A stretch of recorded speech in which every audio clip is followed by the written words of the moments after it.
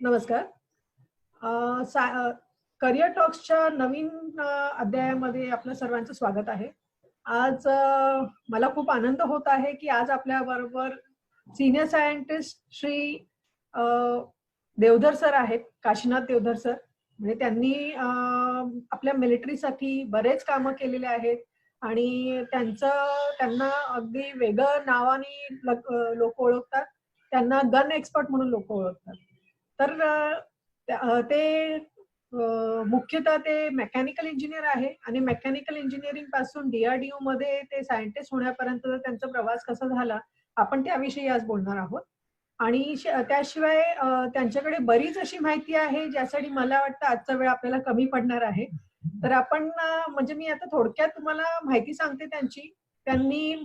त्यांची जी माहिती आहे किंवा त्यांच्याबद्दलचं इंट्रोडक्शन मला थोडक्यात संपवता येणं खूप अवघड आहे. पण तरी सुद्धा मी प्रयत्न करेल की मी माझं बोलणं कमी आणि त्यांचं बोलणं आपण जास्त ऐकूया. ते पंढरपूरचे आहेत. त्यांनी त्यांचा डिप्लोमा मेकॅनिकल इंजिनिअरिंग मध्ये केला कोल्हापूरमधून. त्यांनी आर्ममेंट रिसर्च अँड डेव्हलपमेंट जॉईन केलं 1982 मध्ये. त्यांनी पार्ट टाइम बी मेकॅनिकल केलं. त्यावेळेला त्यांनी ते पुण्यातून केले. त्यानंतर त्यांनी ME केलं. ME पण मेकॅनिकल मध्ये केलं.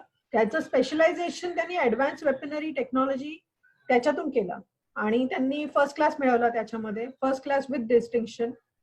त्यांनी बरेच बाकीच्या गोष्टी केले, बाकीच्या गोष्टी ते शिकले, अगदी डॉक्टरल रिसर्च पण केला आणि त्यांना अवॉर्ड मिळाला with commendation in 1999 and 2005 at national level.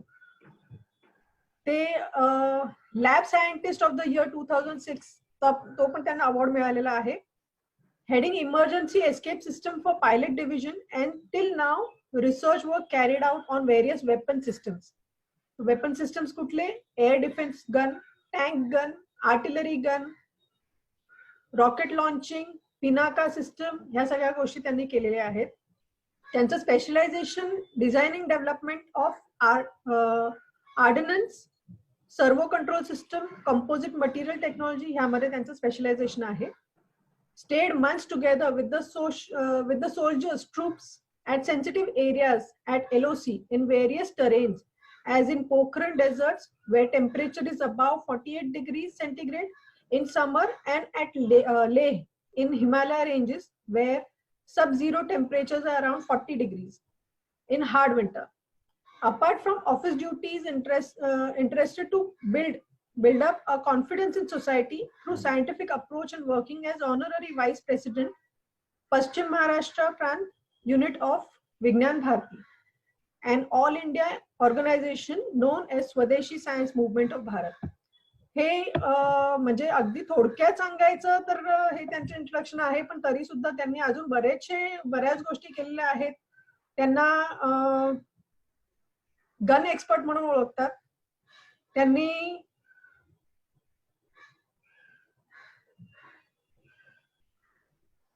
26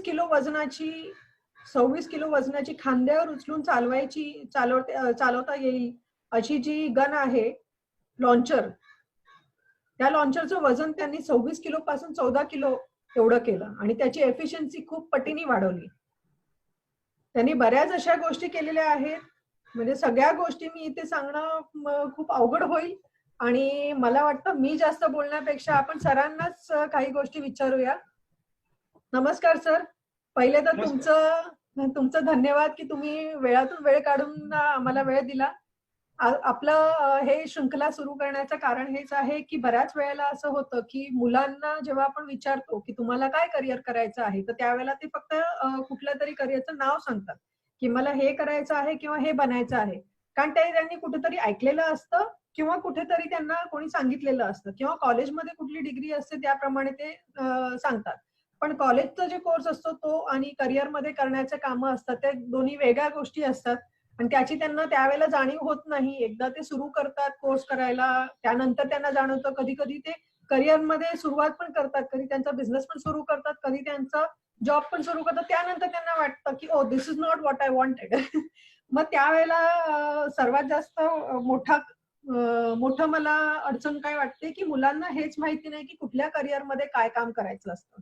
तर ते जर त्यांना कोणी एक्सपर्टनी जरा थोडीशी माहिती दिली तर ते जास्त सोयीस्कर पद्धतीने ते लोक ह्याबद्दल निर्णय घेऊ शकतील. तर त्या पद्धतीनेच मी हे श्रृंखला सुरू केलेली आहे. आणि आज तुम्ही आम्हाला वेळ दिला आणि तुमच्या करिअर बद्दल आम्हाला जाणून घेण्यात खूप उत्सुकता आहे. मी तुम्हाला थोडेसे प्रश्न विचारते म्हणजे जेणेकरून मुलांना जास्त माहिती समजू शकेल. पहिले तर मी सांगितलं त्यापेक्षा तुम्ही व्यवस्थित जास्त सांगू शकाल की तुमचं डेझिग्नेशन आणि तुमचं फील्ड ऑफ करिअर याबद्दल थोडीशी माहिती द्या सर. नमस्कार. मला खरं म्हटलं तर तुम्ही ही संधी दिली आणि माझी खरंच खूप इच्छा आहे की डिफेन्स मध्ये बऱ्याच जणांनी जे आपलं टॅलेंट आहे त्यांनी यावं.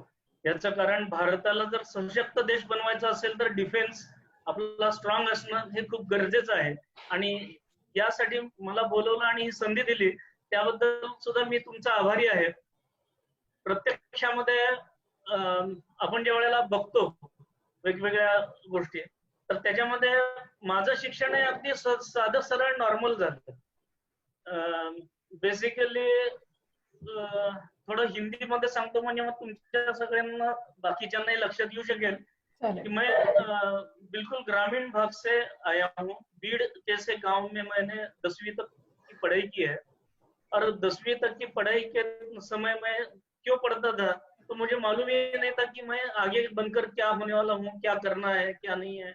लेकिन इतना जरूर समझता था कि शिक्षा लेना है.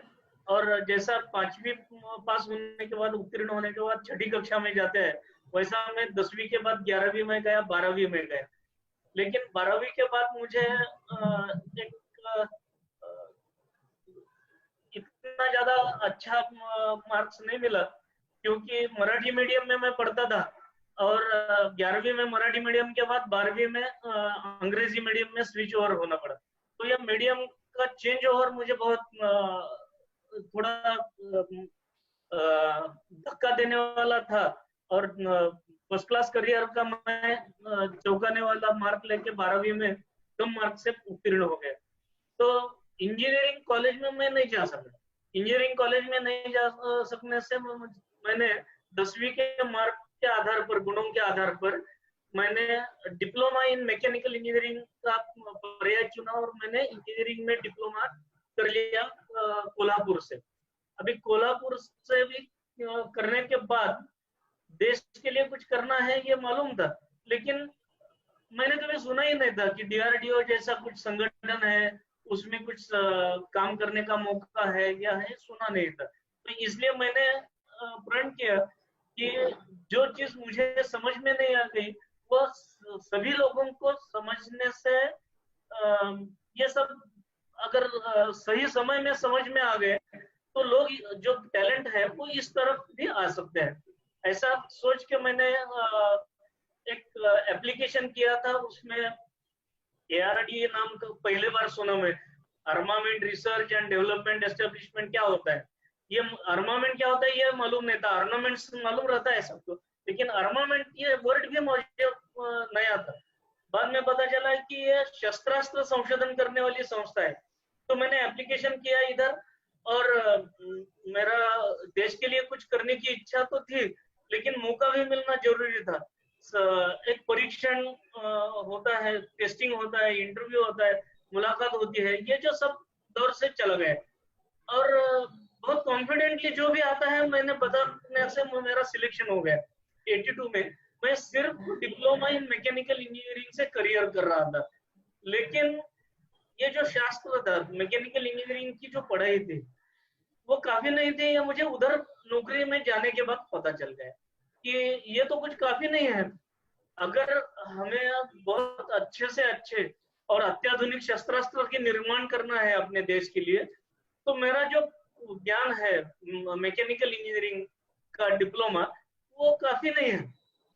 तो मैंने थोड़ा कोशिश किया और part time degree course join करके मैंने 88 में पार्ट टाइम डिग्री कर दिया. वाडिया कॉलेज पूना में है. वाडिया कॉलेज से पार्ट टाइम डिग्री किया और पूरा 8 घंटा 8.5 घंटा सर्विस करने के बाद 3-3.5 घंटा का पढ़ाई करना। मतलब परिश्रम ये करने की आवश्यकता होती है।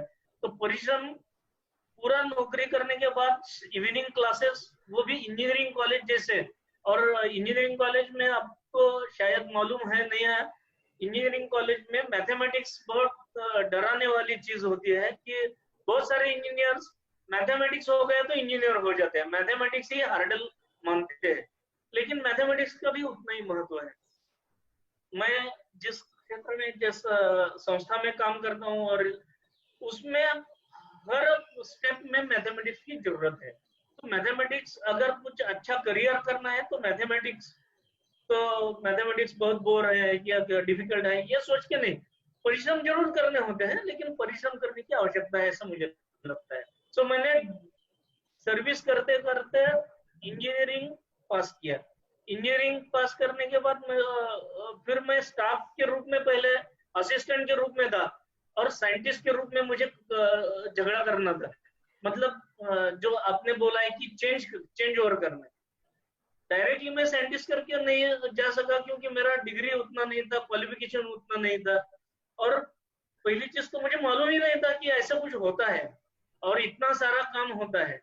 तो मैं आपको बाद में बताऊंगा कि डीआरडीओ में क्या क्या काम होता है, ये मैं बताने वाला हूँ।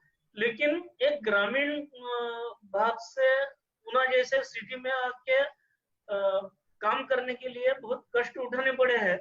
और आपको बोलता हूँ कि 50-50 किलोमीटर डेली साइकिलिंग करके मैंने पढ़ाई की है। वाडिया कॉलेज में पढ़ाई करता था। कॉलेज में इंजीनियरिंग करते समय पढ़ाई भी रात में 11-12 बजे तक करनी पड़ती थी, सुबह में जल्दी उठ के भी काम करते थे। तो ये सब करने के लिए परिश्रम ये ज्यादा इम्पोर्टेंट चीज है। आपकी बुद्धिमत्ता सिर्फ होने से काम नहीं होता है, बुद्धि के साथ साथ परिश्रम की उतनी ही आवश्यकता होती है। ये मेरा अनुभव मैंने आपसे शेयर किया। और 82 से आज तक 38 साल से ज्यादा मैं काम कर रहा हूँ इस क्षेत्र में। तो इस क्षेत्र के बारे में तो बहुत कुछ जानकारी मैं बोलने वाला हूँ, बोलता हूँ, लेकिन सब में पैशन के साथ काम करना ये बहुत आवश्यक है। और एक अनुभव मैं करना चाहता हूँ 2 मिनट में। यह अनुभव ऐसा है कि मैं ज्वाइन होते ही गन ग्रुप में ज्वाइन किया। अपना जो तोप विभाग रहता है, तोप रहती है, जैसे आपने पढ़ा होगा कि आर्टिलरी गन यानी डोंगरी तोप होती है, मुलुक मैदान तोप होती है, या फील्ड गन बोलते हैं, या माउंटेन गन बोलते हैं, या ऐसे बहुत सारे तरीके से गन होती है। तो गन सेक्शन में मैं ज्वाइन किया। ज्वाइन होने तक मुझे मालूम नहीं था कि मैं इतना बड़ा, और ये, और उसका कुछ ज्ञान भी नहीं था मुझे, क्योंकि हमारा जो डिप्लोमा इन मैकेनिकल इंजीनियर है, छोटी छोटी बातें डिप्लोमा की लेवल में जो है वो पढ़ाते थे। लेकिन इधर आने के बाद पुनश्च हरिओम, यानी ये क्षेत्र में मुझे जीरो ज्ञान था, और मैंने टर्मिनोलॉजी से लेके पढ़ाई करना शुरू करना पड़ा। सो नया क्षेत्र है, इसलिए ज्यादा काम करना, ज्यादा उसके ऊपर अभ्यास करना, ये आवश्यकता मैंने समझी। और ये R&D विभाग है। R&D का मतलब होता है रिसर्च एंड डेवलपमेंट, विकास तथा अनुसंधान। अनुसंधान के लिए कौन सा भी अनुसंधान करना है तो लगन के साथ एक ही बात बार बार जब तक आपको सफलता नहीं मिलती है उसमें अभ्यास करना है। सतत अभ्यास, ये एक मंत्र है उसका। यशस्वी अगर होना है तो अभ्यास की भी जरूरत होती है, परिश्रम की भी जरूरत होती है। ये 2 चीज मैंने मेरे अनुभव से सीखी है। और बाद में मैं गया था उधर, बबीना करके क्षेत्र है, बबीना यानी झांसी के पास एक क्षेत्र है। मैं उस जमाने में ये जो अपना टैंक गन है, रंगाड़ा जिसको मराठी में बोलते हैं, टैंक गन, उसकी एक्यूरेसी बढ़ाने के लिए, उसकी अचूकता बढ़ाने के लिए हमने एक इंस्ट्रूमेंट किया था, या एक एक्सेसरी की थी। उसके ट्रायल्स के लिए मैं जवानों के साथ 1 महीना तक रह गया था। और बंकर में जाके रहने के बाद मैंने उनका आयुष्य देखा कि जवान कैसे जीते हैं, जवान कैसे सुबह से रात तक काम करते हैं अपना। और उसके ऊपर मैंने ध्यान दिया। और पहले 2-4 दिन तो मैं देखते रह गया उनका काम। 18-18 घंटा काम करते हैं, 18 घंटा से भी ज्यादा काम करना होता है, उसके परिश्रम करना है। 6 घंटा तो वो अपने शरीर को मजबूती करने के लिए जितने परिश्रम करने हैं, व्यायाम, एक्सरसाइजेस, मैदान में जाके काम करना, ये करते थे।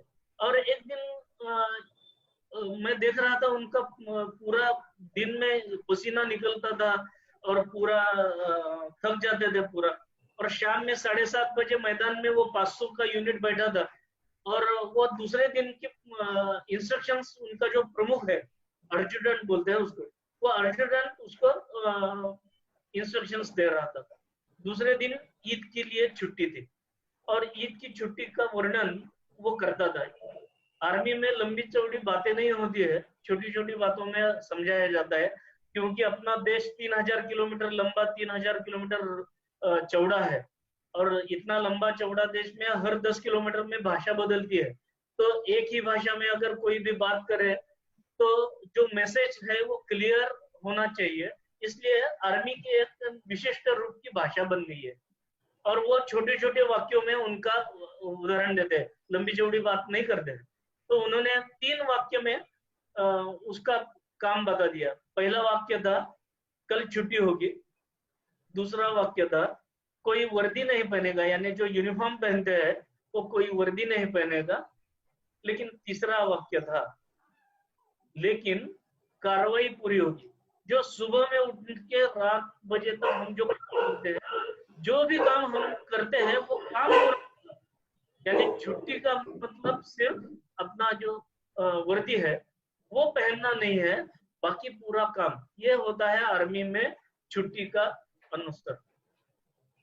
ये अनुभव मुझे हार्ट टचिंग था, और मैं बहुत भावुक हो गया था, और सोचता था कि देश के लिए हम करेंगे, कुछ काम करते हैं, ये करते हैं। लेकिन जवान जो करते हैं वो देखने के बाद मैंने पक्का किया कि हम जो भी करेंगे देश के लिए करेंगे। सही बात है। सो अब हम हमारे अगले सवाल की तरफ आते हैं। How did you decide to take up this career? ये करियर ये आपने आपको प्रोत्साहन से मिली? मेरा डॉग भी हमारे संभाषण में आना चाहता है। मैं ठीक है, अपने जो पूछा है उसका एक ही उत्तर है कि बचपन में मैं शाखा में जाता था, संघ की शाखा में, और उधर हमें सिखाया जाता कि जो भी काम करना है, जो भी अपने देश के लिए करना है। और मुझे मालूम नहीं था कि मैं डिफेंस में आ जाऊंगा, लेकिन डिफेंस में मौका मिलने के बाद मुझे यह महसूस हो गया कि हम इधर अच्छा तरीके से काम कर सकते हैं। और ये क्षेत्र ऐसा है जहाँ R&D होती है, तो आपने देखा होगा विज्ञान तंत्रज्ञान का जो विकास है वो विकास मूलतः युद्ध की वजह से हुआ है। प्रथम महायुद्ध या विश्व युद्ध हो गया, उसके बाद वो सामान्यतः 14 से 1919 तक हुआ था। दूसरा युद्ध हो गया 1939 से 1945 तक। और ये विश्व युद्ध में जितने आवश्यकताएं हैं उतने सारी चीजों का ज्यादा तरीके से संशोधन हो गया, और युद्ध के माध्यम से जितना संशोधन हो गया उसी का उपयोग बाद में सिविल में लाया गया। मतलब युद्ध आवश्यकताएं पैदा करती है, आवश्यकता के अनुसार आप संशोधन करके आप उसके ऊपर कुछ न कुछ तंत्रज्ञान विकसित करते हैं, विज्ञान विकसित करते हैं, और उसी विज्ञान तंत्रज्ञान का उपयोग, जैसे हमारा देश चाहता है कि सब जगह में शांति हो, ये विज्ञान तंत्रज्ञान का मूल उद्देश्य है। बलस्य मूलम विज्ञानम, ये आपने इधर भी देखा होगा, DRDO का ये लोगो है, और मोटो भी है DRDO का कि बलस्य मूलम विज्ञानम। तो अगर हमें शक्ति संपन्न बनना है, तो विश्व में शांति चाहते हो तो आपको शक्ति संपन्न बनना होगा। आपको शक्ति संपन्न बनना है तो उसका मूल कहाँ पे है? तो विज्ञान में है। तो विज्ञान ये सबकी जननी है, इसलिए सभी आवश्यकताओं में आपको पता चलेगा कि विज्ञान और तंत्रज्ञान का उपयोग, चाहे वो कोरोना के लिए औषध निर्माण का भी हो या युद्ध के लिए जो मिसाइल है उसके लिए भी हो, हम वो करना चाहते हैं। तो ये मेरी प्रेरणा बेसिकली शाखा से है। जी जी। सो अभी हमारा अगला प्रश्न ये है कि did you change the career path any time? जैसे आपने बताया कि आपने तो शुरू से ही ये सोचा था कि मैकेनिकल इंजीनियरिंग करके मैं इस फील्ड में आया, लेकिन इस फील्ड के अलावा, लाइक इस फील्ड में आने से पहले, ये शाखा में आने से पहले आपने कभी ये करियर पाथ चेंज किया, और किया तो क्यों किया? पहली बात तो मैं इंडस्ट्रियलिस्ट होना चाहता था। शुरू में ऐसा लगता था कि हम खुद का इंडस्ट्री बेस बनाएंगे तो भारत समृद्ध होगा, अच्छा होगा। और अभी भी यही है कि हर एक को ये मौका मिलेगा ऐसा नहीं है, लेकिन इंडस्ट्री करके कुछ तरक्की कर सकते हैं, क्योंकि इंडस्ट्रियल रिवॉल्यूशन, ये जो वेस्टर्न कंट्रीज है ये सब अभी क्रमांक 1-2 पे क्यों गए हैं, उनका वेल्थ क्यों इतना बढ़ गया है, समृद्धि किसमें है? तो इंडस्ट्रियलाइजेशन की वजह से 17वीं सदी से उन्होंने जो इंडस्ट्रियलाइजेशन किया, एक तरीके से क्रांतिकारी रिवॉल्यूशन जिसको बोलते हैं इंडस्ट्रियल रिवॉल्यूशन, उसके माध्यम से उनकी तरक्की ज्यादा हो गई है।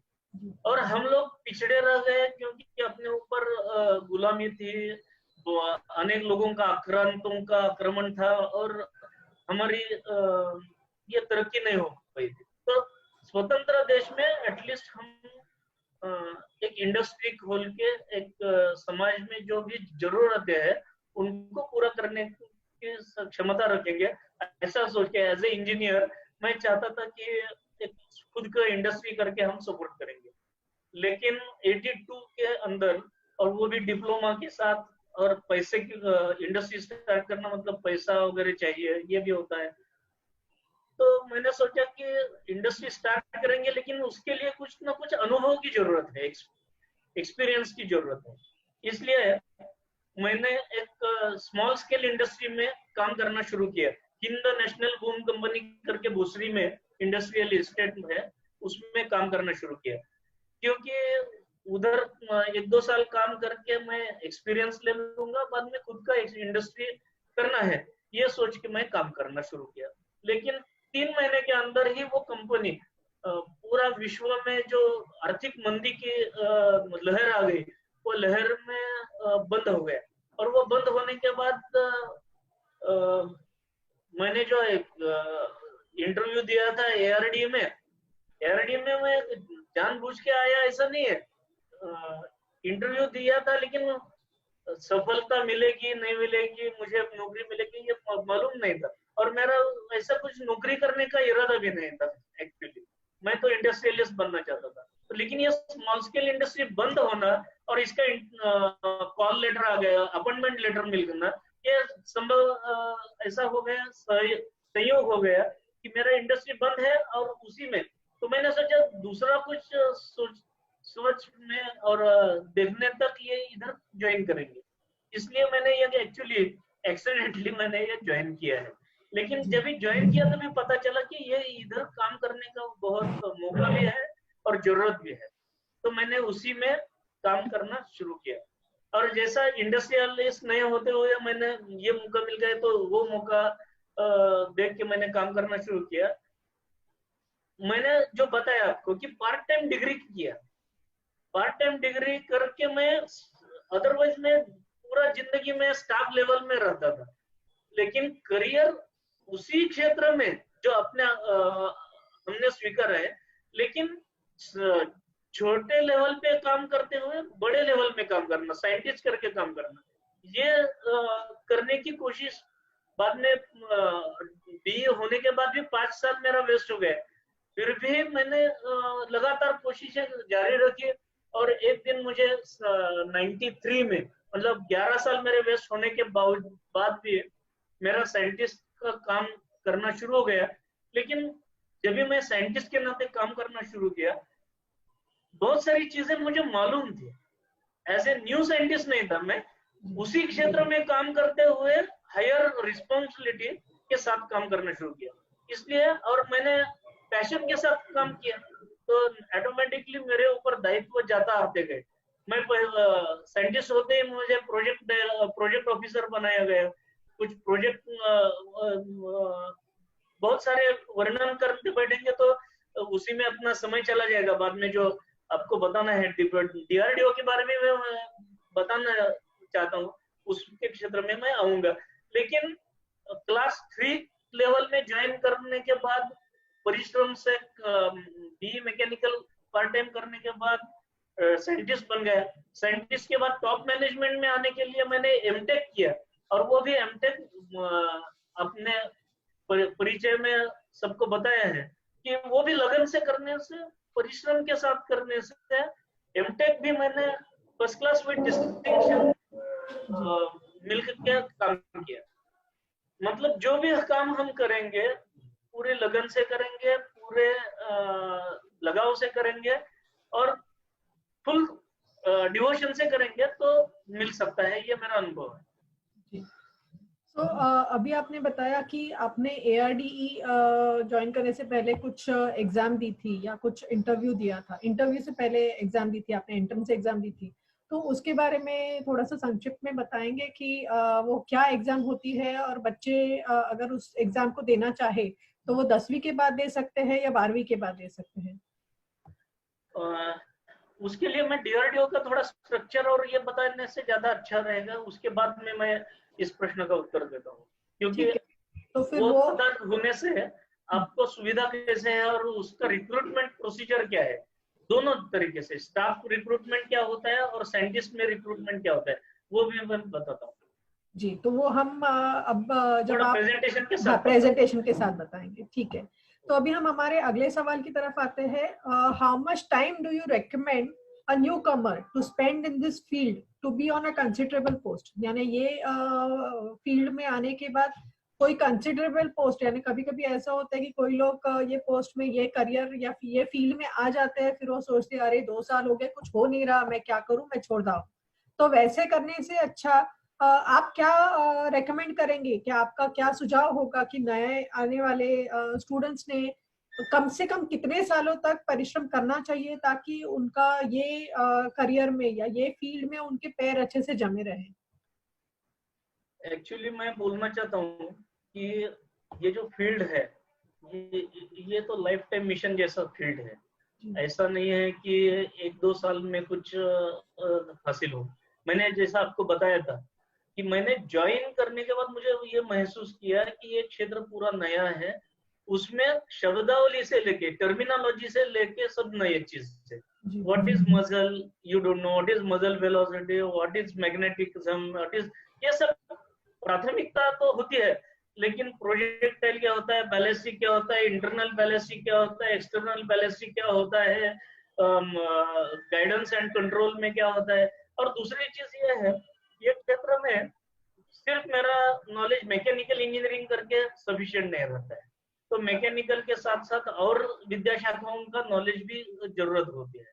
जैसे अगर एक मिसाइल करना है और ये मिसाइल का अगर मुझे प्रमुख प्रोजेक्ट ऑफिसर बनना है, तो उसके लिए क्या है, तो एक मिसाइल के अंदर सभी चीजें आती है, उसमें एक्सप्लोजिव का भी ज्ञान आपको होना चाहिए।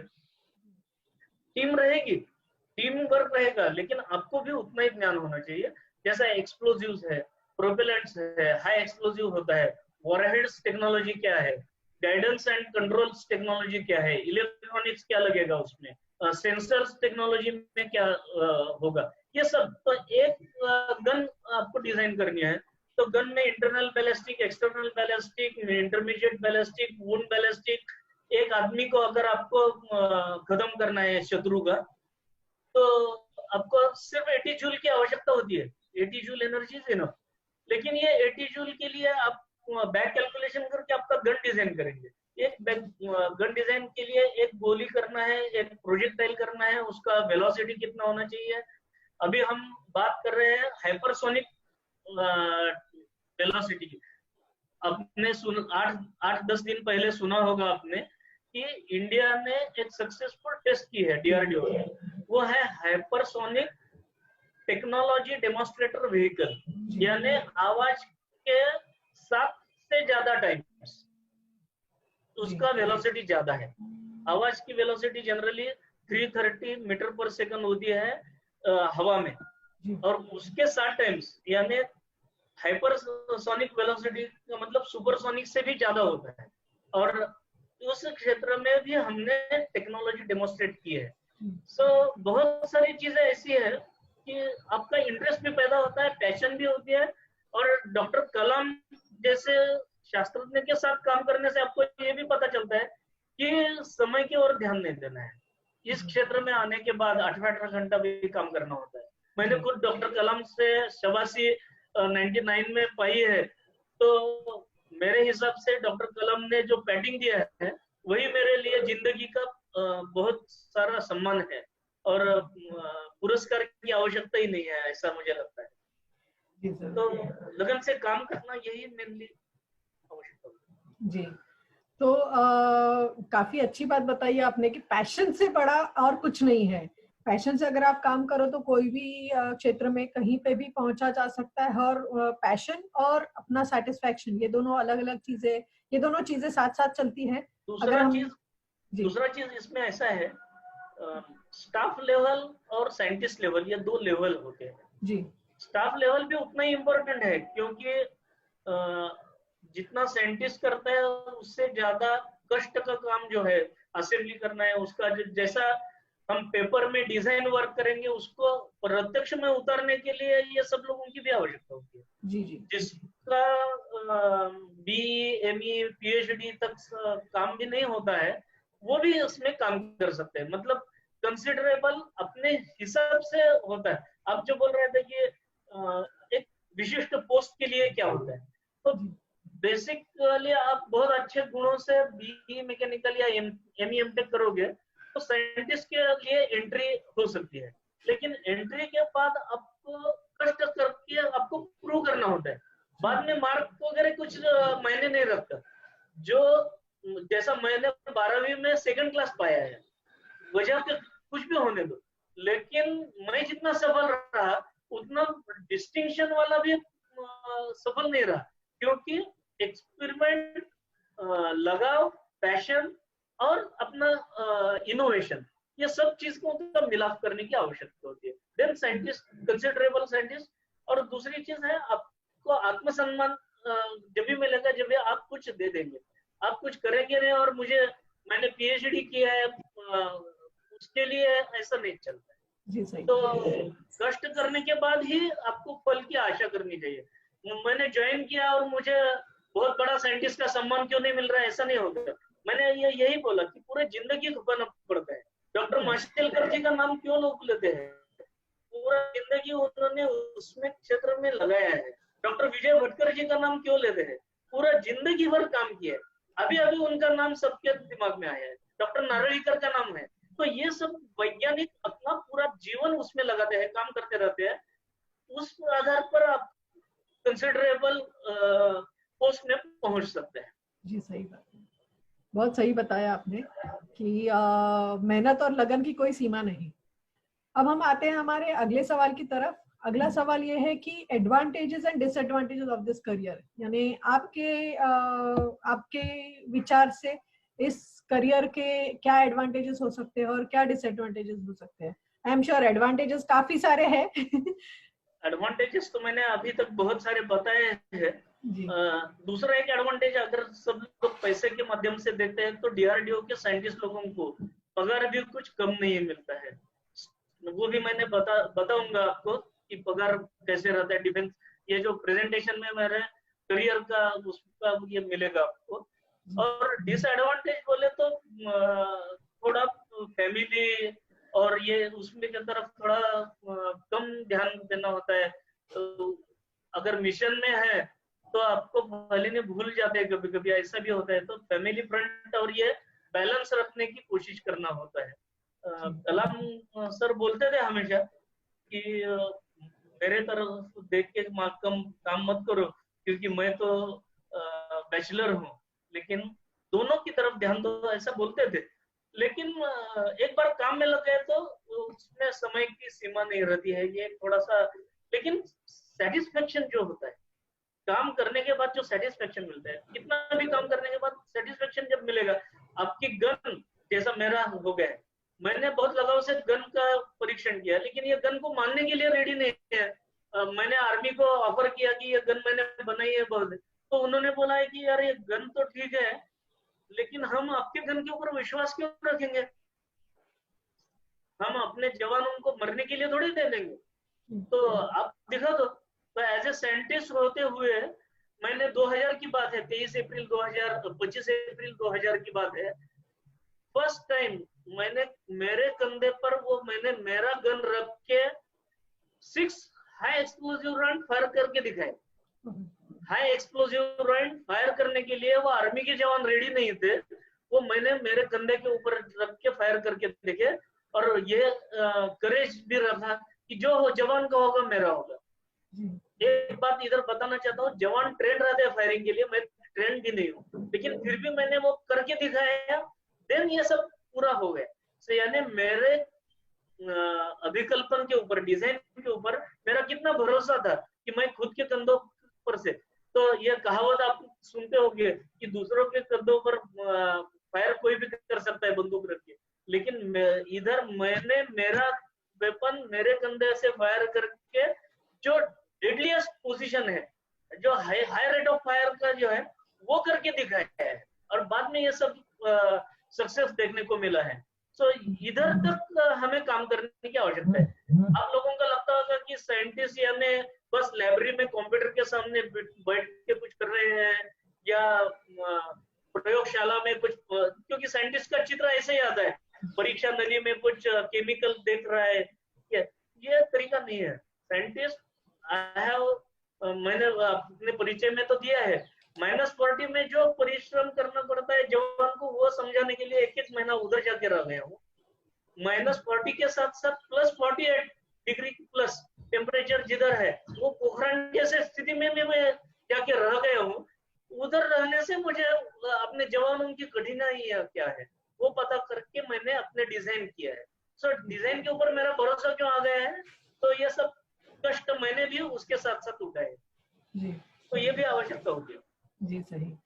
सो मेहनत के साथ साथ अपने काम पे विश्वास होना भी एक बड़ी बात है, ये एक बड़ी यानी इस बारे में अपने काम पे पूरा विश्वास रखना वो भी आवश्यक है। करेक्ट जी। सो इसके बाद हम लोग आते हैं हमारे अगले सवाल की तरफ। Tell us the difficult time, वो तो अभी आपने बताया। What are the first 3 things you would recommend to be done in this field? यानी ये फील्ड में आने के बाद कौन सी 3 चीजें आप न्यू कमर को रेकमेंड करेंगे कि उन्होंने ये चीजें करनी चाहिए?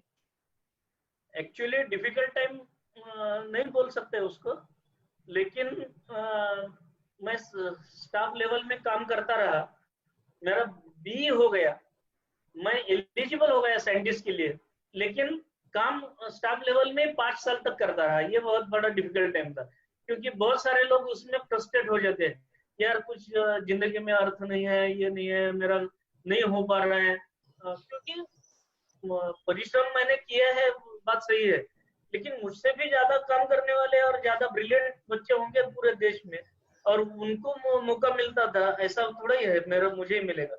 उनके हिसाब से अगर मैं स्पर्धा में टिक पाया तो ही मैं ये कर सकता हूँ, ये विश्वास लेके मैंने 5 साल गुजारे हैं। और फ्रस्ट्रेशन ये वो हम चीज सुनते हैं, लेकिन फ्रस्ट्रेशन की कुछ आवश्यकता नहीं है, जो काम मिला है वो काम तो करते रहो। मेरे साथ में मेरे जैसा काम करने वाले और भी 15 लोग थे, लेकिन 15 लोगों को भी सफलता नहीं मिली तो किसी ने छोड़ दिया, किसी का फ्रस्ट्रेशन से वो नौकरी छोड़ दी कि हमें साइंटिस्ट का ये नहीं मिल रहा है, बाहर ये करेंगे, बाहर भी पछताएंगे, क्योंकि उधर भी कुछ, क्योंकि वो डायरेक्टर बोलते थे उस समय के जो डायरेक्टर थे कि आप खुद को अगर आइंस्टाइन समझ रहे हो तो पूरी दुनिया खुली है आपके लिए, आप किधर भी जा सकते हो।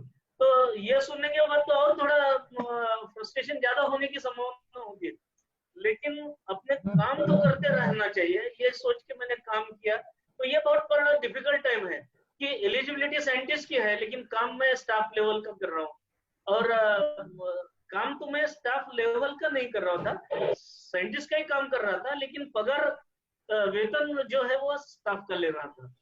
लेकिन वो भी दौर गुजर गया, और उस समय मैंने जो 3 बातें आपको बोल दिया है कि अपना कर्म करता रहना चाहिए, फल मिलेगा न मिलेगा, ये सोच जो भगवत गीता में रखा है वो मैं करते रहा 5 साल।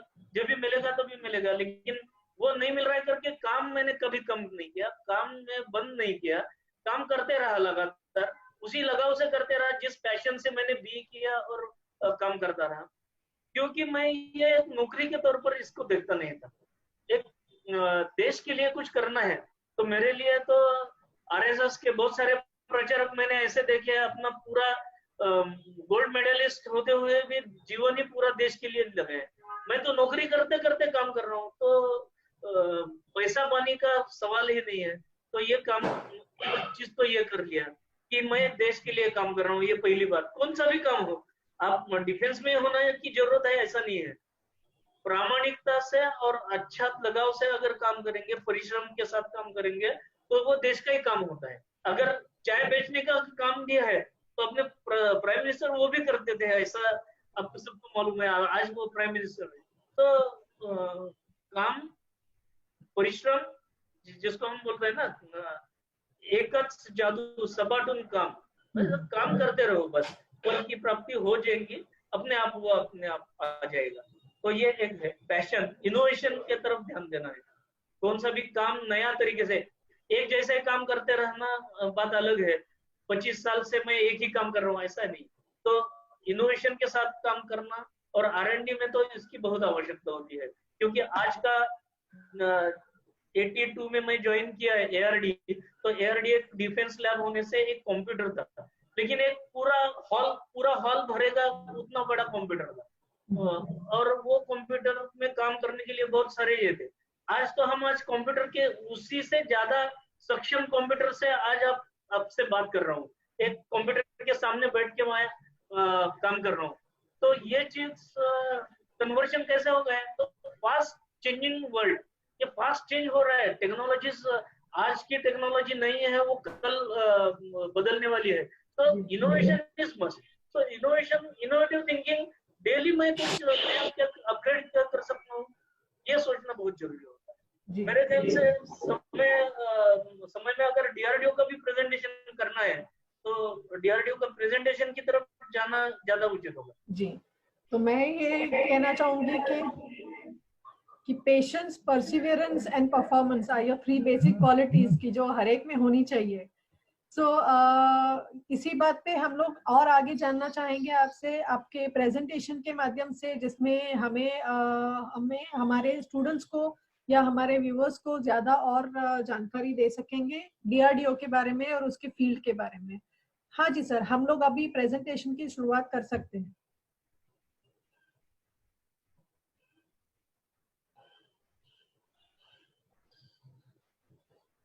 जी,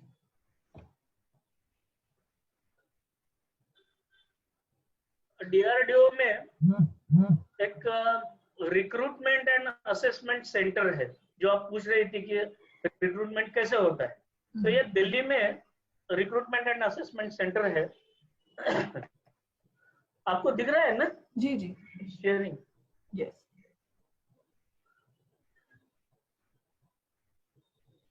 सो मोड्स ऑफ रिक्रूटमेंट क्या होते हैं RAC के मध्य? रिक्रूटमेंट एंड असेसमेंट सेंटर, ये जो सेंटर है उसमें साइंटिस्ट लोगों का सिलेक्शन होता है। Basically scientist is baseline, it is a gazetted post actually. Campus selection से होता है, साइंटिस्ट एंट्री टेस्ट होता है, registration of students with attitude जो अच्छा रहता है उसका कुछ होता है, लिमिटेड डिपार्टमेंटल कॉम्पिटिटिव एग्जामिनेशन होता है। जैसे मैंने LDC के माध्यम से मैंने एंट्री की है, क्योंकि मैं उधर काम करता था और साइंटिस्ट बन गया। देन लैटरल रिक्रूटमेंट होता है, एडॉक अपॉइंटमेंट्स होती है, जो जैसा मोदी जी ने किसी एक लड़के को करने के लिए बोला है, वो साइंटिस्ट बन के अभी काम करना शुरू किया है, उसने ट्रेनिंग चल रही है। सो डिप्यूटेशन में या एब्सॉर्प्शन, ऐसा अलग अलग चीज से वो रिक्रूटमेंट हो सकता है। Campus selection generally 27 national institutes जो है साइंस एंड टेक्नोलॉजी का, जैसे IITs है, NITs है, ITs है, BHU है, ISM है, IISc है, इस तरीके से जो बड़े इम्पोर्टेंट ये है उसमें से हो सकता है।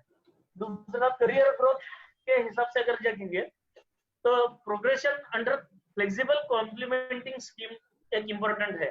फास्ट ट्रैक प्रमोशन भी हो सकता है, अगर आपने कुछ काम दिखा दिया तो 3 से 4 साल में भी प्रमोशन हो सकता है।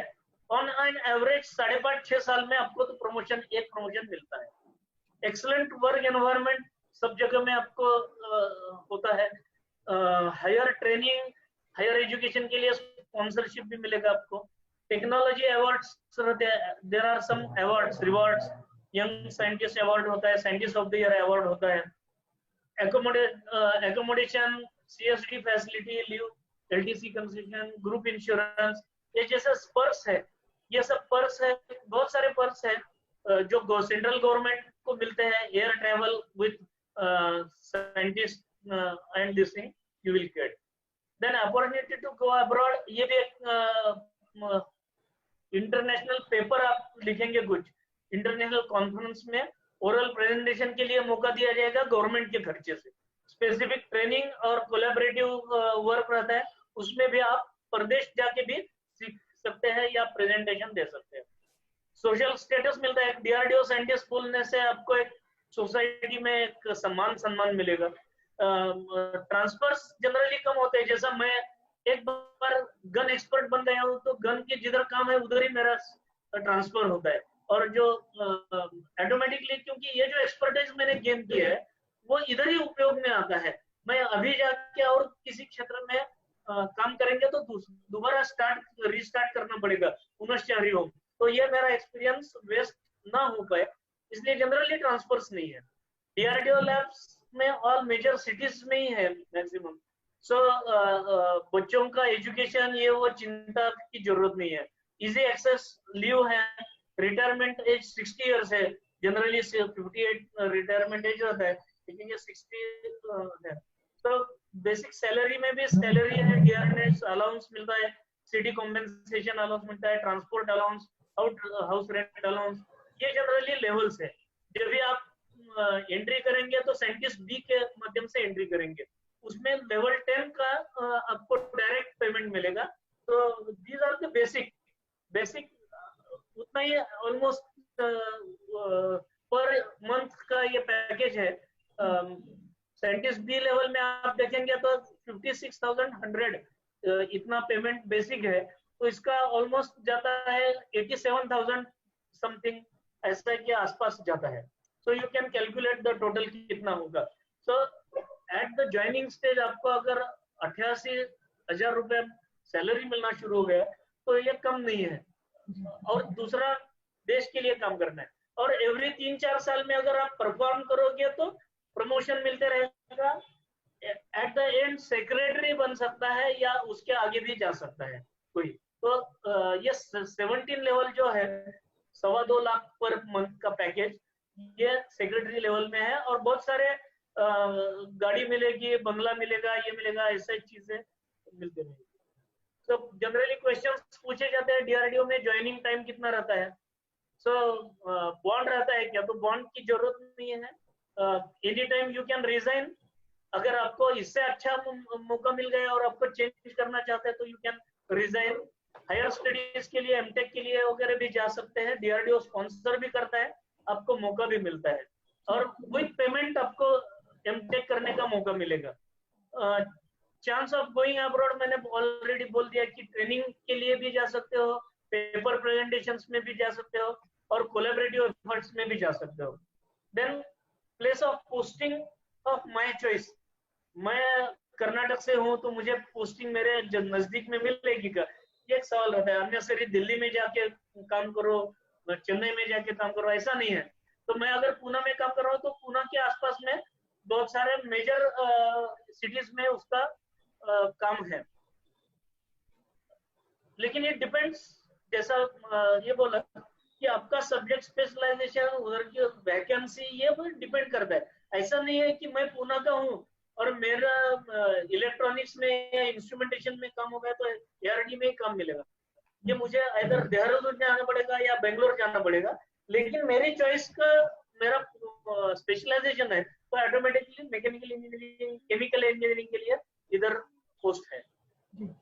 सैलरी पैकेज मैंने बोला कि आपको class 1 gazetted group A officer का स्टेटस मिलेगा। प्रमोशन प्रोस्पेक्ट्स बहुत ना है, मैंने ऑलरेडी सेक्रेटरी लेवल तक का बता दिया कि पूरी जिंदगी, और बहुत सारा कुछ आप काम कर सकते हो, लेकिन you do not deserve to live if you cannot help yourself, ऐसा जो स्वामी विवेकानंद जी का कहना है। सो वो आपने देखेंगे तो स्वामी विवेकानंद जी ने ये बात हर एक के लिए कही है और देश के लिए भी यही है, you do not deserve to live if you cannot help yourself. अगर मुझे कुछ पाना है तो कुछ काम करना पड़ेगा और उसके माध्यम से आपको ये करना पड़ेगा। मैं थोड़ा सा इसमें अपॉर्चुनिटीज के बारे में थोड़ा सा बोलना चाहता हूँ कि ये DRDO है तो बहुत बड़ा लैब है और पूरे देश में ऑलमोस्ट 50 से ज्यादा ऊपर पूरे देश में फैले हुए लैब में आप किधर भी काम कर सकते हो। उसमें बेसिकली क्लस्टर्स है जो एक ही वर्क के लिए काम करने वाले लैब है, उसको सबको इकट्ठा किया हुआ है। ये 7 क्लस्टर्स में बांटा गया है। एक एरोनॉटिक्स क्लस्टर है, उसमें एरो रिलेटेड सभी काम किए जाते हैं। दूसरा आर्मामेंट क्लस्टर है। एरोनॉटिक्स में काम करने वाले ज्यादातर काम बेंगलोर में होता है, जैसा एरोनॉटिकल डिफेंस एस्टेब्लिशमेंट है, कैब्स है, डिफेंस एविएशन रिसर्च सेंटर है, GTRE है, सिमिलैक है, ADRDA आगरा में एक है। तो एरोनॉटिक्स में काम करने के लिए ये इतनी सारी लैब है। जैसे आपको मालूम है तेजस है अपना देश का एक फाइटर प्लेन है जो 4th जनरेशन फाइटर प्लेन के हिसाब से माना जाता है। देन ये तेजस की कुछ छवियां है, आपको मालूम है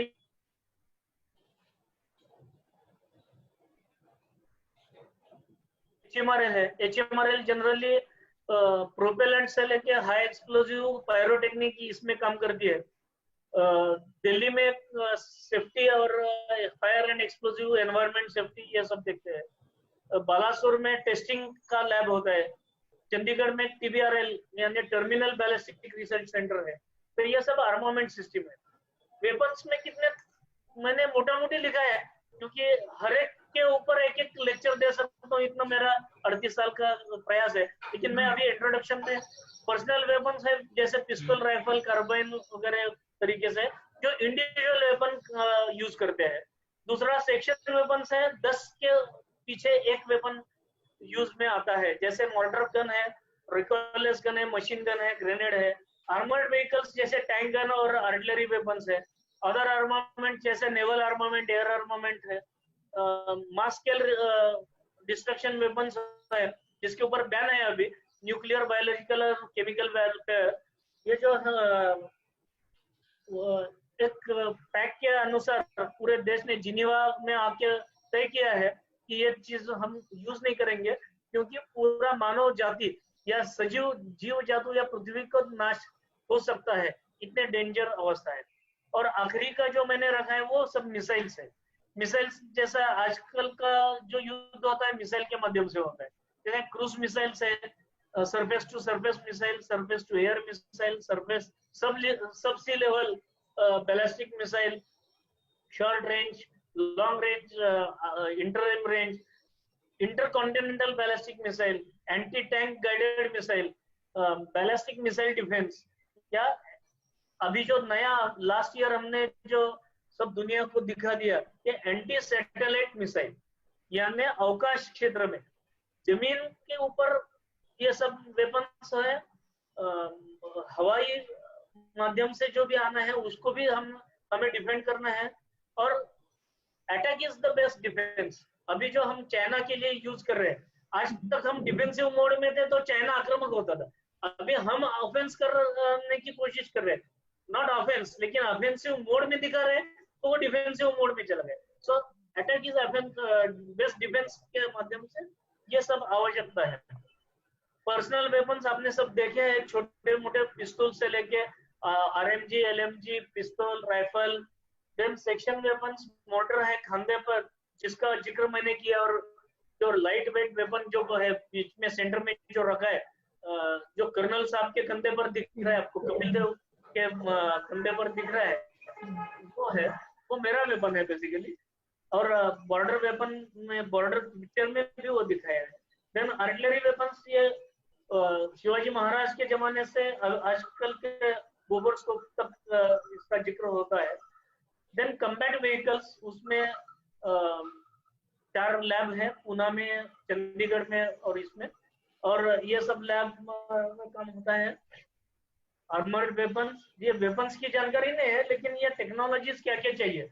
अपने जवान अंदर बैठे हुए हैं, ये एक व्हीकल, ऐसा व्हीकल है किधर से भी शत्रु का गोला, तोप गोला या कुछ भी आ गया तो अपने जवान सुरक्षित है, प्रोटेक्टेड है। इसको कवचित वेपन भी बोलते हैं हिंदी में। तो ये टैंक गन, अपना खुद का पंच बहुत जबरदस्त होना चाहिए, ये high power, then protection level of your own and agility, shoot and scoot, यानी फायर करो और अपनी जगह छोड़ो, ये बहुत आवश्यक है। तो एजिलिटी, ये 3 विशेषताएं इसकी आती है।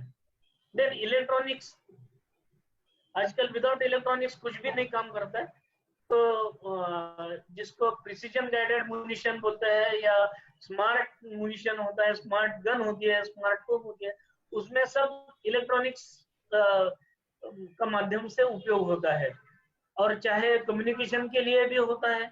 देहरादून में सब इंस्ट्रूमेंटेशन पार्ट, क्योंकि वेपन सिर्फ अपने ऊपर काम नहीं कर सकता विद इंस्ट्रूमेंटेशन। लेकिन मैं इसका एक उदाहरण देता हूँ कि एंटी सैटेलाइट मिसाइल जो किया है, एक सैटेलाइट 10 किलोमीटर पर सेकंड ये हिसाब से घूम रहा है। इतना फास्ट घूमने वाले मिसाइल सैटेलाइट का पृथ्वी कर ऊपर से छोड़ के एक क्षेपणास्त्र हम दागे जाते हैं, एक मिसाइल छोड़ा जाता है, और विद इन 3 मिनट्स एक 300 किलोमीटर के कक्षा में घूमने वाला, इतना तेज घूमने वाला मिसाइल सैटेलाइट को बिल्कुल अचूकता से छेद करके, इंटरफेयर करके उसको नष्ट कर देना, टुकड़ा टुकड़ा कर देना, कितना प्रिसीजन लगता होगा और कितना है। इसके लिए सिर्फ वेपन नहीं है, उसके लिए एम्यूनिशन की जरूरत है, उसके लिए प्रोपेलेंट है, उसके लिए हाई एक्सप्लोसिव है, उसके लिए इंस्ट्रूमेंटेशन है, उसके लिए लेजर टेक्नोलॉजी यूज किया है, रडार्स यूज किए हैं, सब यूज किया है। तो ये सब का मिलन और इंटीग्रेशन, ये भी बहुत मामूली का। आइसोलेशन में हम अपने साइलोस में काम करके कुछ फायदा नहीं है। अपने अपने काम एक दिशा में काम करके उसको होता है, तो ये होता है इंटीग्रेशन। तो इंटीग्रेशन के लिए भी इलेक्ट्रॉनिक्स की बहुत मात्रा जरूरी होती है। ये सब रडार्स है, वेपन लोकेटिंग रडार है, रोहिणी है, अश्विनी, रोहिणी, भरणी, कृतिका, ऐसे नक्षत्र के नाम हमने दिए हैं। ये मिसाइल्स का भी आपने देखा है। तो ये मिसाइल्स में हैदराबाद में ये सभी लैब जनरली मेन लैब है, लेकिन मिसाइल का काम जैसा हमारे क्षेत्र से वॉरहेड होता है, R&D इंजीनियर से क्षेत्र से उसका लॉन्चिंग होता है, और HMRL से उसका प्रोपेलेंट और ये मेन चीजें होती है, लेकिन इंटीग्रेशन हैदराबाद में होता है। ये सब चीजें हैदराबाद में इंटीग्रेशन होता है। तो उसमें आपने देखा होगा कि एक IGMDP प्रोजेक्ट डॉक्टर कलाम के माध्यम से हमने काम किया है, और डॉक्टर कलाम जी के माध्यम से 5 गाइडेड मिसाइल वेपन का एक प्रोग्राम लिया था, उसको IGMDP बोलते हैं। 83 में बात किया था। 5 साल 500 करोड़ का बजट में 5 वर्ल्ड क्लास मिसाइल हमने डेवलप किया विथ लगन। मैंने जैसा बोला 18 घंटा लोग काम करते थे, और पृथ्वी है अपना पहला मिसाइल है जिसका रेंज है 100 kilometre. It is surface to surface battlefield missile. Akash ये दूसरा मिसाइल है, 23,000 करोड़ रुपए का हमने ऑर्डर लेके हम पूरा एयरफोर्स को अभी दे रहे हैं। ये surface to air missile short range, यानी तरीके से त्रिशूल, ये surface to air missile short range है, और मीडियम रेंज मिसाइल आकाश है। और आजकल इसका भी मैं 80s की बात कर रहा हूँ जब ये हमने स्टार्ट किया था काम, लेकिन आजकल ये सब एडवांस स्टेज में है, अपडेटेड है। अग्नि भी पहले 1000 किलोमीटर का उद्देश्य रखा था, अभी अग्नि 1 1000, अग्नि 2 2000, अग्नि 3 5000, अग्नि 4 इन बिटवीन गैप्स और अग्नि 5 ये 5500 के ऊपर, यानी ICBM लेवल में हमने काम किया। देन नाग, अग्नि 3, अग्नि 5 ये सब हमने किया है। ब्रह्मोस भी उसमें हमने रशिया के साथ जॉइंटली काम किया है। सो ये सब पृथ्वी, आकाश, त्रिशूल, नाग ये सब करने के लिए सभी विद्या शाखाओं की जरूरत है। मैकेनिकल चाहिए, इलेक्ट्रिकल चाहिए, इलेक्ट्रॉनिक्स चाहिए, केमिकल चाहिए, फिजिक्स चाहिए, एवरीथिंग। किसी एक का ये काम नहीं है, लेकिन किसी एक के ऊपर ही भरोसा नहीं है, सब मिल के काम करना है, ये बात आती है। और हम आज पूरे देश में एयर टू एयर मिसाइल में भी काम किया है। एक एक मिसाइल के बारे में एक एक व्याख्यान हो सकता है। ये मटेरियल्स की भी आवश्यकता है, मटेरियल्स में भी काम करने वाले जैसे NSTL है, नेवी के लिए है, लाइफ साइंसेस में काम किया है, कोरोना जैसा है। तो जैसा -40 डिग्री में काम करना है, जवानों को रख के 2-2 साल 3-3 साल -40 एंड अबव के ऊपर काम करना है। सो उस क्षेत्र में उनका बीमारियां क्या है, उसके ऊपर इलाज क्या है, ये काम करने के लिए भी जरूरत होती है। तो हमारा psychological, physiological, medical, nuclear medicine, इसमें सब लाइफ साइंसेस में वो काम होता है। जब भी जवान 8 महीना बॉर्डर पे तैनात रहता है, उसको खाने पीने की व्यवस्था कैसी करनी है। सो फूड रिसर्च होता है, फूड रिसर्च में 8-8 महीना रहने वाला टीन फूड हो, फिर भी फ्रेश हो, उसको न्यूट्रिएंट्स पूरा मिलता हो, ऐसा फूड की जरूरत है। तो ये सब तरीका है। NBC मैंने अभी आपको बोला कि नेवल एंड एयरफोर्स का आर्मामेंट है, टॉर्पेडोज की भी आवश्यकता है, और इधर सी वर्दीनेस, एयर वर्दीनेस ये मेन चीज होती है, वेपन के साथ साथ ये मेन चीज होती है। और human resource, naval research, technology ये सब आता है। सो यहाँ पे मेरा ये मैं समाप्त करता हूँ, प्रेजेंटेशन समाप्त करता हूँ, क्योंकि उसके आगे का हमने ऑलरेडी देखा हुआ है। एक आखिरी में मैं आपको सिर्फ एक चित्र बताता हूँ कि जो आपको पता होगा।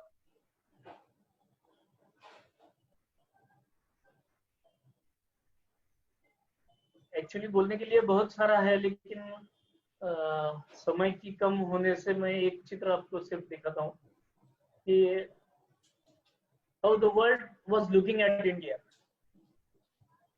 अपने देश, पूरा देश अपने तरफ कैसे देख रहा है, पूरा दुनिया। सो ये 99 का एक कार्टून है।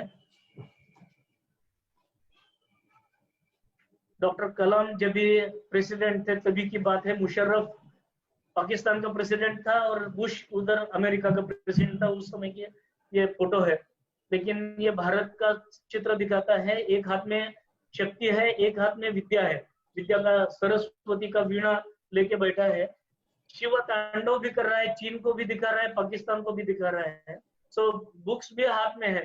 तो सबका एक इंटीग्रेटेड अप्रोच ये करने से हम दुनिया में एक नंबर में बनना नहीं चाहते, तो विश्व गुरु बनना चाहते हैं। ये माध्यम से ये चित्र दिखाता है, दर्शाता है। So attitude is everything because it saves us from pitfalls of pessimism. Dr. Kalam says, "Are all born with a divine fire in us. Our effort should be to go wings to this fire and fill the world with the glow of its goodness." Thank you very much. आपके ये presentation देखकर मैं तो बहुत मंत्रमुग्ध हो गई कि हमें शायद ऐसे और 2-3 सेशन की जरूरत पड़ेगी जहाँ पे हमें और कुछ जानकारी मिल सके। काफी सारी स्लाइड्स मुझे और इंटरेस्टिंग लगी, लेकिन वो सब स्लाइड या उस सब के बारे में हम अभी चर्चा नहीं कर सकते, बिकॉज समय की कमी होने की वजह से हम लोग वो उस बारे में अभी चर्चा नहीं कर सकते। हम लोग अगली बार ट्रेलर दिखा दिया है आज। जी मैंने ट्रेलर दिखा दिया है सिर्फ। जी जी सही बात है। सो आपने दूसरा लाइक आपको अभी आप जिस पे काम कर रहे हैं, एक मिसाइल पे आप जो अभी काम कर रहे हैं, आप उसके बारे में कुछ संक्षिप्त में बताना चाहेंगे? तेजस विमान के बारे में जो आपको अभी जो मैंने फाइटर प्लेन के बारे में बताया तेजस, ये तो 100% इंडिजिनस वेपन होना चाहिए और शस्त्र होना चाहिए। ये मिशन लेके ये डॉक्टर कलाम के नेतृत्व में काम स्टार्ट किया है। उसको विलंब जरूर हुआ है, लेकिन हम उस और दिशा में जा रहे हैं। उसका जो एक मिशन क्रिटिकल सिस्टम है, उसको बोलते हैं कैनोपी सिवरेंस सिस्टम, यानी विमान छत विच्छेदन प्रणाली हिंदी में अगर बोलेंगे तो। जैसे ही इमरजेंसी आती है तो कोई भी फाइटर जो पायलट है उसको सेफ बाहर निकालने की जरूरत होती है। उसके लिए एस्केप एड मैकेनिज्म और एस्केप एड सिस्टम रहती है। वो सिस्टम का एक सीएसएस एक कड़ी है, और ये एस्केप एड सिस्टम अगर उसमें नहीं है तो ये फाइटर प्लेन उड़ान के लिए योग्य नहीं है और उसको परमिशन भी नहीं दी जाती। इतना मिशन क्रिटिकल सिस्टम ये मैं बनाता हूँ और मेरी टीम बना के देती है। आज तक मैं प्रोडक्शन भी करके देता था, लेकिन आज मैं प्रोडक्शन ट्रांसफर किया है प्राइवेट एजेंसी को, और वो अभी बना के देगी इसके आगे। लेकिन अभी भी हम प्रोडक्शन करके देते हैं। ये इलेक्ट्रोमैकेनिकल यूज करने के जगह में हमने एक्सप्लोसिव मैकेनिकल सिस्टम बनाया है, क्योंकि उसको जीरो मेंटेनेंस लाइफ लॉन्ग उसका उपयोग हो। और जैसे आपको अभिनंदन वर्धमान अभिनंदन आपको याद होगा, गत वर्ष फरवरी में पाकिस्तान से साथ लड़ते लड़ते उसको भगाते समय उसको एरोप्लेन क्षतिग्रस्त हुआ था, और जिस मात्रा में उसने एस्केप सिस्टम का उपयोग करके वो बाहर आ गया और विमान से बच गए, गलती से या उसके दुर्दैव से पाकिस्तान में गिर गया, और पाकिस्तान के दुर्दैव से मोदी जी का यहाँ राज था, वो उसको सेफली बाहर लाया, वो बात अलग है। लेकिन ये एरोप्लेन से बाहर कैसे आ गया? एरोप्लेन से बाहर आने के लिए जो सिस्टम लगती है उसको बोलते हैं एस्केप सिस्टम। और उस एस्केप सिस्टम में जो महत्वपूर्ण बातें रहती है, जैसे पावर कार्ट्रिजेस और उसको जो ऊर्जा प्रदान करने वाला चीज, और उसका छर तोड़ना चाहिए, क्योंकि वो पायलट जैसे ही बाहर फेंकने के लिए बाहर आएगा, कैनोपी तो ब्रेक होके उसको सेफ पैसेज होना चाहिए। वो सब काम 14 मिलीसेकंड के अंदर काम करना है। प्रदेश वाले जो लोग थे 1400 मिलीसेकंड जिस कार्य के लिए लेते थे, मेरी सिस्टम यूज करने से मैं 14 मिलीसेकंड, दुनिया का फास्टेस्ट मैकेनिज्म हम यूज करते थे। और उस माध्यम से हमने एक तकनीक, अपने खुद की तकनीक 100% तकनीक यूज करके मैं एआरडीए में और एचएमआरएल जो हमारा सिस्टर लैब है उसमें एक्सप्लोजिव यूज करके ये जो तंत्रज्ञान विकसित किया है, उस क्षेत्र के लिए इस साल मुझे पिना का पुरस्कार भी मिल गया है। तो इसका मैन्युफैक्चरिंग हमने इंडिजिनाइज किया है। सो इंडिजिनस डेवलपमेंट, इंडिजिनस प्रोडक्शन, ये करके तेजस में काम कर रहे हैं और लगातार देते रहते हैं। धन्यवाद। जानकर बहुत ही उत्साह मन में भर गया है कि सच में मैं बोल सकते हैं कि सच में मैं लकी हूँ कि आज आपने मुझे टाइम दिया। आज आपने आपके समय में से एकदम समय में से समय निकाल के हमें ये छोटी सी जानकारी दी, लेकिन आपके माध्यम से हमें काफी कुछ डीआरडीओ के बारे में, काफी कुछ एआरडी के बारे में काफी सारी जानकारी मिली। हमारा भारत देश कितनी किस किस तरह से आगे बढ़ रहा है, किस किस तरह से वो आगे बढ़ रहा है, किस किस तरह से हम प्रगति कर रहे हैं, उसके बारे में थोड़ी सी जानकारी मिली। मन बहुत प्रफुल्लित हुआ और मन बहुत भर गया है कि यस, आप जैसे काफी साइंटिस्ट हमारे इर्द गिर्द है, हमारे भारत के लिए काम करते हैं, हमारे देश के लिए काम करते हैं, अपने लिए काम करते हैं, अपने घर परिवार के तरफ कम ध्यान देकर भी देश के लिए जो काम कर सकते हैं वो सच में सराहनीय है। उसके लिए और मैं क्या बोलूं, मेरे पास कुछ शब्द ही नहीं है। हम लोग अगली बार मेरे ख्याल से हम लोग फिर से इस बारे में अगर किसी स्टूडेंट्स को, किसी और लोगों को अगर इस बारे में कुछ जानना होगा, तो हम लोग ये कोशिश करेंगे कि अगली बार फिर से हम ऐसे ही कोई प्रोग्राम आयोजित करें जिसमें सर को हम बुलाने की कोशिश करेंगे, जिससे हमें और कुछ जानकारी मिल सके। निश्चित है, मेरा सुझाव यह है, एक एक सब्जेक्ट लेके अगर हम करेंगे तो समय को और विषय को दोनों को न्याय मिलेगा। जी जी, कई बार हम लोग सोचते हैं कि किसी इंसान को पूछा जाए, कि किसी स्टूडेंट को पूछा जाए कि आप क्या करते हो, तो वो बोलते हैं हम लोग मैकेनिकल इंजीनियरिंग करते हैं। लेकिन मैकेनिकल, दूसरे जो सुनने वाले होते हैं वो बोल देते हैं मैकेनिकल इंजीनियरिंग में स्कोप नहीं है। लाइक काफी टाइम हम लोग ये सुनते हैं कि उसमें स्कोप नहीं है, लेकिन सर को देख के ऐसा बिल्कुल नहीं लगता कि किसी भी चीज में स्कोप नहीं है।